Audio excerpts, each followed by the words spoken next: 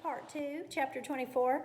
So we have to think about when you're taking care of nursing management of your patient with Parkinson's disease, monitor swallowing, monitor for depression, and also everything that has to do with immobility for this patient. We want to be thickening liquids. You're obviously going to see that on your NCLEX about thickening liquids, monitoring for swallowing, having the speech therapist come in and see if your patient can swallow. So taking a sip of liquid first before taking a pill, very important. Range of motion exercises with physical therapy. Giving extra time to finish what they need to do. Spending time with your patient, like I said, great risk for depression. So just talking with your patient, maybe just improving their environment as much as you can. We've got sun coming in today, so raising the blinds for your patient, making their environment cheerier, and making it safe. Great risk for falls. So making sure their walker, if they're using a walker or maybe they're not using that yet, or their cane is close by for them to use it. It also helps with their tremors for them to grasp an object. You've probably already seen that or do that in your long-term care facilities, but I've seen people holding on to all different kinds of things, even like a little towel. I've seen patients holding on to that to help with tremors. So nursing care is going to focus on preventing complications. So patient teaching for medications, diet and eating. They do need to have a good high protein diet, and making sure that they have adequate foods in their home, adequate nutrition, movement and exercise, very important for them. So walking around with help as much as they can, or going to physical therapy. They will sometimes have excessive salivation, drooling, so watching out for that, keeping them clean as possible as you can. And also because of this bending over that they can get, not using a pillow when sleeping prevents flexion of the spine. If they can sleep prone, then that's a good idea for them to do. All right, moving on down, multiple sclerosis is your next disorder that's talked about. It's an autoimmune disorder. The cause is unknown for multiple sclerosis. It is more common in females, and it seems to be associated with a bacterial or viral infection that's occurred, or an unknown chemical. It's a demyelination of the central nervous system, and it has periods of remission and periods of exacerbation. Some symptoms of multiple sclerosis are motor dysfunction, visual problems, numbness and tingling, dizziness, unsteadiness, and there's some other vague symptoms that can go along with it as well, but those are your most popular ones that are reported. And this can come on kind of suddenly with the patient, and I know when you see these kinds of symptoms, you're like, oh my gosh, I think I have this, because there's so many symptoms associated with multiple sclerosis that can come on. They can have problems of coordination, so they can start to have falls. Mental changes and fatigue sometimes can be their main symptoms. It's an unpredictable disease because of the periods of remission that they have. Your book talks about 4 clinical progressions of multiple sclerosis. Your relapsing remitting is the most common type. Proper nutrition, very important with these patients.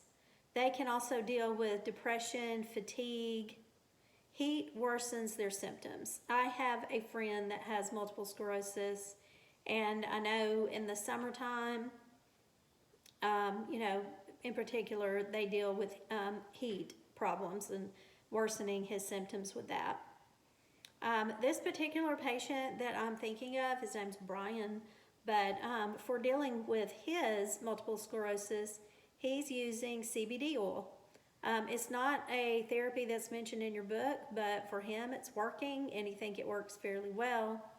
So we'll probably see in future text CBD oil being mentioned for different neurological problems and other problems too. But patient that has multiple sclerosis will have white matter lesions on their spinal cord on the MRI when tested, and it scars the myelin sheath. Exercise program can be very beneficial to them, and they have to be careful because they can have some osteoporosis because of the steroid treatment that's involved sometimes in multiple sclerosis treatment. Your book doesn't go into a lot of discussion about Alzheimer's, but it is in your book. So we'll just, it only has one paragraph. It's mentioned in another chapter 47, and I'm not sure why they don't go over it as well, but for Alzheimer's disease, just know it's a pathological change in the brain tissue of the patient, unknown cause. We would all love it if there were a cure for Alzheimer's disease. I know that you have family members that are afflicted with Alzheimer's disease. My mother passed away from Alzheimer's disease or some form of that. We chose not to do an autopsy, and that is the only way you can definitively say if someone has Alzheimer's disease, really, but you just go by symptoms otherwise. It's a slow onset, progresses at varying rates of speed through several stages, and is eventually fatal due to their inability to nourish themselves, frequent infections, immobility. Your book does talk about, and I have heard in just news broadcasts that I've seen, about ultrasound waves looking promising in treatment of Alzheimer's disease. And another disease that's mentioned is ALS, and this begins on page 562. And in your pathophysiology of ALS, basically messages can't reach the muscles and the muscles can't be activated. I tried to write that down simplistically because it is a progressive neuromuscular disorder with decreased gray matter, so messages can't reach the muscles and they can't be activated. It's also called Lou Gehrig's disease. There isn't a cure for it. The patient ends up becoming totally dependent and they have an atrophy of muscles. There are some medications and drug studies that patients are undergoing that are afflicted with ALS. Many times a patient who's diagnosed with ALS will be a totally dependent patient within 2 years or less of diagnosis, or sometimes it progresses a little slower. They don't have a lot of pain, but their pain comes from weakened muscles. I've actually been sitting some with a lady that I know that has ALS. I don't know her well, but I was asked because I was a nurse to go and sit with her. And her pain is from when we try to move her because of her weakened muscles and the strain on them. She has to be fed. She has lost her ability to use her arms and get her spoon up to her mouth. So she couldn't walk on her own. Most patients that have ALS, within about a year after diagnosis or so, they are not going to be able to support their body weight and walk. Eventually, how does a person with ALS pass away? Because their muscles of respiration cease to function, and they can get a devastating bacteria in the lungs, which leads to increased mucus infection and causes them not to be able to breathe.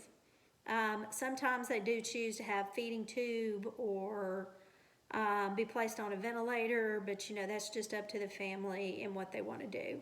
I know this lady I've been sitting with, she has progressed in ALS from being diagnosed in January, this is May, and she cannot walk.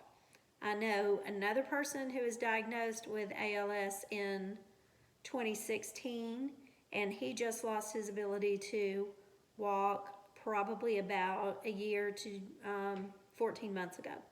So the progression is different for different patients. So just think about all your nursing diagnoses that go along with immobility. So skin integrity, they have the possibility of choking because of inability to swallow properly. They have isolation. They have possibility of infection, all kinds of different nursing diagnoses for them as well. And Guillain-Barré syndrome, very interesting here. I've told you guys before, my daughter is a pharmacy student in UT, and one of her clinical cases recently involved a patient with Guillain-Barré syndrome. Guillain-Barré syndrome. And her patient, your book talks about that it could be a side effect of following an immunization, and that is what happened for her patient. And her patient was about my age. She was in her 50s, and she was in the ICU, as we'll talk about. That can happen. But it is a peripheral nervous system disease. It follows a virus or GI illness, possibly. Involves muscle weakness from low to high. Also can follow a vaccine, which is rare, but that's what my daughter dealt with her patient that she's finished with them now, but that she cared for. And the diagnosis of this is increased protein content that rises in the cerebrospinal fluid. Overall goals of care for your patient with Guillain-Barré syndrome, because they are going to have a, gravely muscle weakness from the slow to high, and eventually have this like body-wide paralysis. So maintaining adequate ventilation, controlling pain adequately, preventing damage from aspiration, maintaining communication, adequate nutritional status. And then it says returning patient to normal function, because with this patient, they get very, very sick and end up in the ICU, and then many times a year later are perfectly fine. And it may be even a lot less than a year later. It could be that their disease lasts for a few months and then they improve, or it could be about a year. I know an individual who had Guillain-Barré syndrome many, many years ago. He was very, very sick, and he ended up, he walks with a cane today. He's probably 70 years old, and it happened when he was probably in his late 30s. So he totally improved and just ended up with his very small immobility problem. But there's 3 phases of Guillain-Barré syndrome, and this is on your book on page 563. And this initial progressive muscle weakness that they have, that usually starts in the lower extremities and move up. When I said it starts low and moves high, that's over a period of 24 to 72 hours. And the symptoms peak in about 14 days.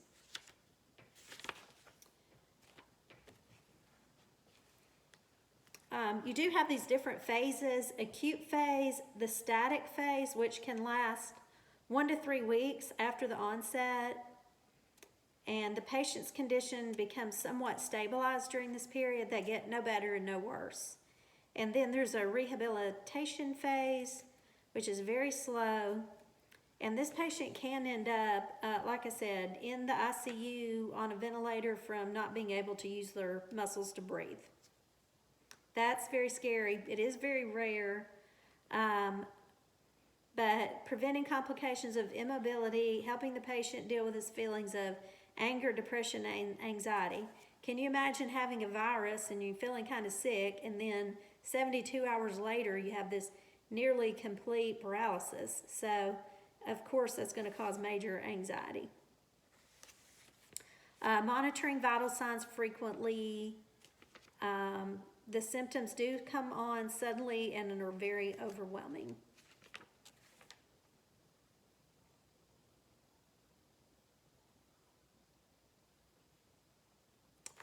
Okay, sorry about that.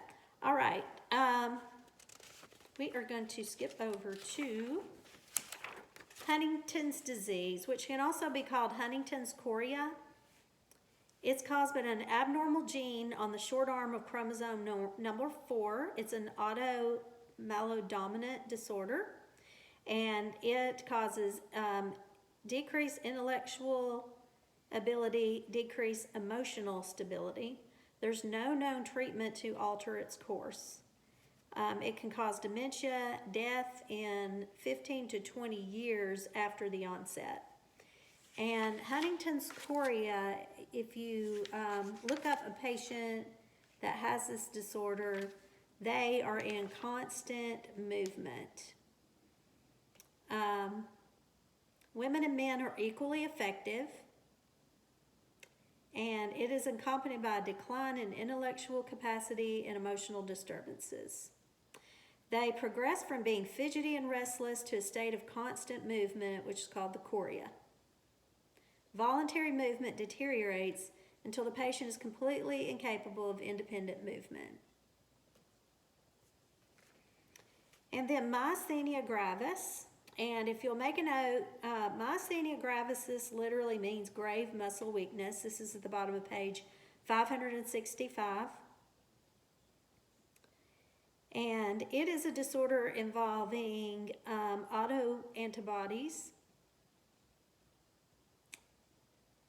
It's chronic, and some symptoms of this are double vision, drooping eyelids, difficulty chewing and swallowing, and they eventually have a mask-like or blank expression.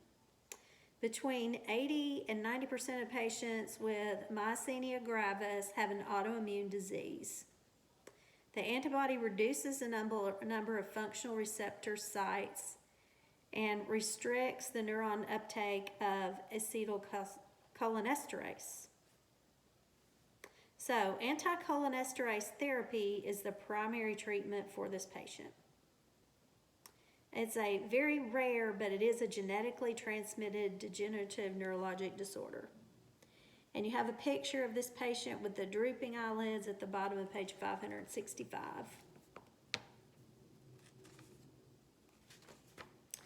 And I have seen it on just about every NCLEX practice test I've seen, but it is a rare disease, but diagnosing it, the tensilin test,